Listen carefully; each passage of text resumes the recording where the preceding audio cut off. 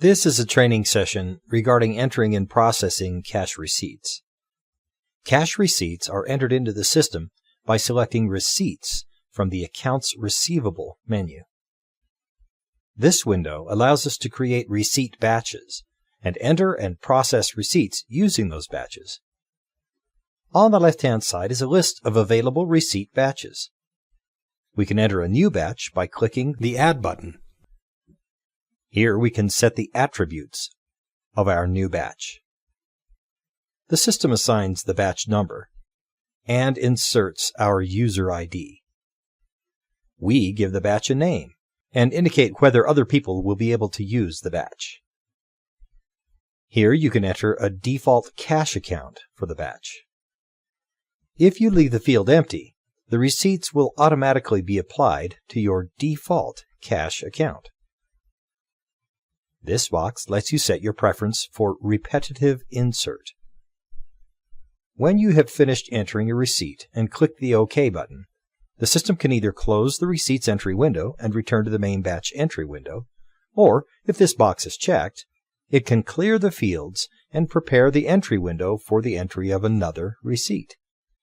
Place a tick in this box to turn on repetitive insert. Now we have a batch we can use for our receipts. On the right-hand side is a list of the cash receipts which have been entered into the highlighted batch, but not yet posted. On the left are buttons we can use to prooflist and post the receipts. To enter a new receipt, we click this Add button, and the system asks us whether we are entering a receipt to be applied to an invoice or a miscellaneous receipt. That is, a receipt for which there is no invoice. We will first tackle the invoice and billing receipt. The system now displays a window that lets us enter the number or name of the customer from whom we have received the payment. Then the system will ask for a deposit reference number. This can be the number of the bank deposit slip used to deposit this check. The system will display the default cash account and accounts receivable account, and today's date for the receipt date. This date may be changed if you wish. We now type in the number of the check received from the customer. If the customer paid using a credit card, we can either enter the word card, or we can click this button to process the credit card through the system. For more information on processing credit cards, review the credit card training session. Here, we indicate whether this is a job billing receipt. Let me explain. Progress billings and time and material invoices, which have been posted to the system, all have a job number tied to the invoice. If this receipt is for one of those types of invoices, tick the Job Billing Receipt checkbox and enter the appropriate job number. The system will display only invoices posted to that particular job. Otherwise, the system will show all this customer's open invoices. In this example, we are going to indicate that this is a job billing receipt. We now enter the dollar amount received from the customer, and of that dollar amount, how much, if any, will pay for retention. Let me digress a moment and say a word about this retention field. There are two ways of billing for retention using JobView. The first, and preferred method, is to create what we call a final retention billing. This billing type will remove the retention amounts from the posted progress billings and create a retention billing to replace those amounts. The final retention billing then shows up as a separate invoice on the aging report and in this receipts entry window. The second way of receiving retention is to simply indicate that the retention amounts have been received right here in receipts entry. Using this method does not require the creation of a final retention billing at all. Now we'll return to this retention payment field. If retention amounts have been billed using a final retention billing, do not enter a retention amount in this field. This field is only used when reconciling retention using the second method I just mentioned. If you have created a final retention billing, it will appear separately in the invoice list below, and you will apply a regular receipt amount to it.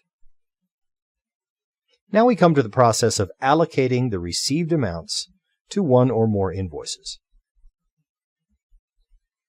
The system has the ability to automatically apportion the amount received to invoices in the list. Here's what it does. It first looks for any invoice with an open amount that matches the amount entered in this amount received field. If a match is found, the payment is applied to this invoice. If a match is not found, the system starts with the oldest invoice in the list and begins applying the amount received to the oldest, then the second oldest, and so on, until the entire amount received has been reconciled. In most cases, this method will speed up your entry process. Sometimes, however, it may get in the way. If the automatic reconciliation places payments on the wrong invoices, it becomes necessary for you to double-click on each invoice one by one and remove the reconciled amount. We have provided a different way of reconciling that may be more appropriate for your situation.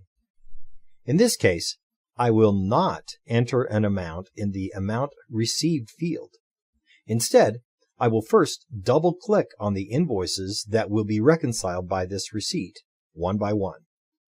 Each one will receive a full reconciliation payment. Once I've indicated which invoices will be reconciled by this receipt, the correct total receipt amount should show in this totaling field. I then click this button to have the system automatically place that total amount in the Amount Received field. Once we've entered our amounts, we can inspect the invoice list. If the amount has been applied to the correct invoice or invoices, we can click the OK button and complete our entry. Otherwise, we can double-click on any line item and edit the received amount and retention amount fields for this invoice. At the bottom of these two columns are totals for the amounts reconciled. If the total amount reconciled does not match the amount entered at the top of the window, there will be a number in this Not Yet Reconciled field.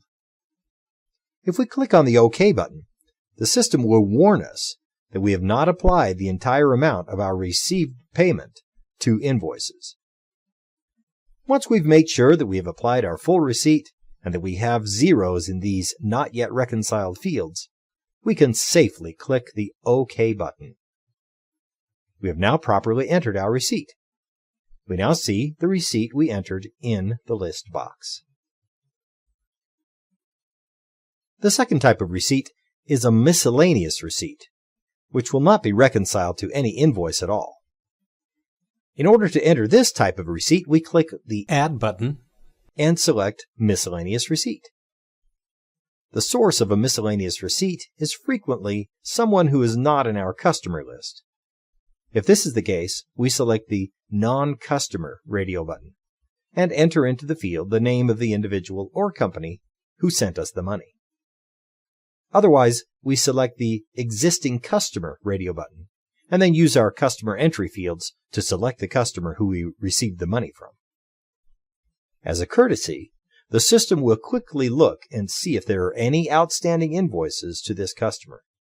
If there are, the system will flash this window showing those invoices and ask us to confirm whether we really want to enter a miscellaneous receipt when the customer owes us money on existing invoices. We can now enter the same type of information we entered in the Other Receipts entry window, including the amount received, the deposit reference number, the checking account, the receipt date, and the check number.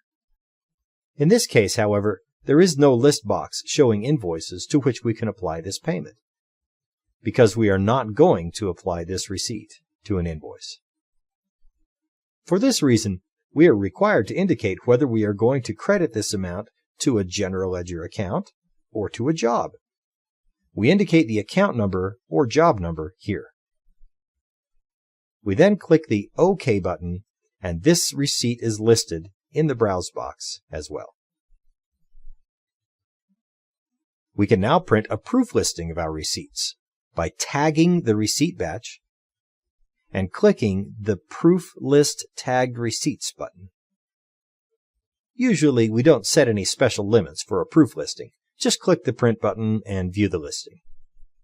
If there are any entry errors, simply highlight the desired receipt, click the Change button, and make any necessary changes. If we want to print a hard copy receipt to give to the customer, we can do so easily by clicking this Print Receipt button. We can now print the receipt or email it. We can also print a deposit ticket to help with depositing this batch of receipts at the bank.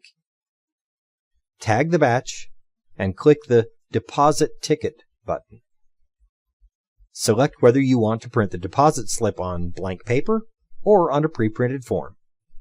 You can purchase pre-printed deposit ticket forms through A-Systems Forms or another supplier. We can now finish our entry by clicking the Post Receipts button.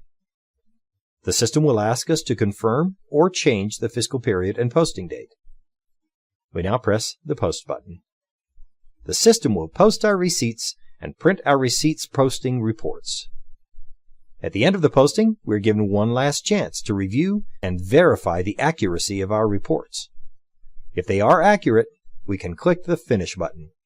If not, we can click the Undo button, and the data will return to the state it was in prior to clicking the Posting button. This concludes this training session on entering and processing accounts receivable receipts.